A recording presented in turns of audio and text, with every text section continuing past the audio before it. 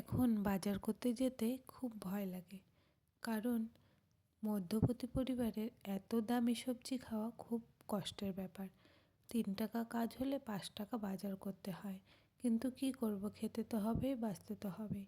তাই আজকে আমি আর বর চলে গেছিলাম বাজারে। আমাদের এখানে রবিবার আর বৃহস্পতিবার করে হাট বসে, তো বৃহস্পতিবারে একদম টাইম পাই না, তাই জন্য রবিবার করেই যাই। তো দেখো, এখানে বর সব এই দাদাটার দোকান থেকে আমরা সব বাজার করি, তো এখান থেকেই সব নিয়ে নিই। আর আলুটা এই দাদার দোকান থেকে নিয়ে নিই, কারণ ওই দাদার দোকানে আলু রাখে না। তারপরে এদিকে লঙ্কাও নিয়ে নিলাম, আর এখানে অনেক কিছু ভাজা পোড়ার দোকান, এখানে বাচ্চাদের জন্য একটু ভাজা পোড়া নিয়ে নিলাম। আর লাউয়ের ডুগা নিয়ে তারপরে ব্যাগটা এই দোকানেই রেখেছিলাম, তো ব্যাগটা এখন নিয়ে বাড়ির দিকে রওনা দিলাম।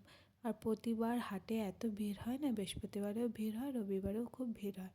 তারপরে দেখো এদিকে বাড়িতে চলে আসলাম বাজার করে। তো এখন দরজা ঠকঠক করছি, ভাই এসে খুলবে, ভাইয়ের হাতে দিয়ে দেবো।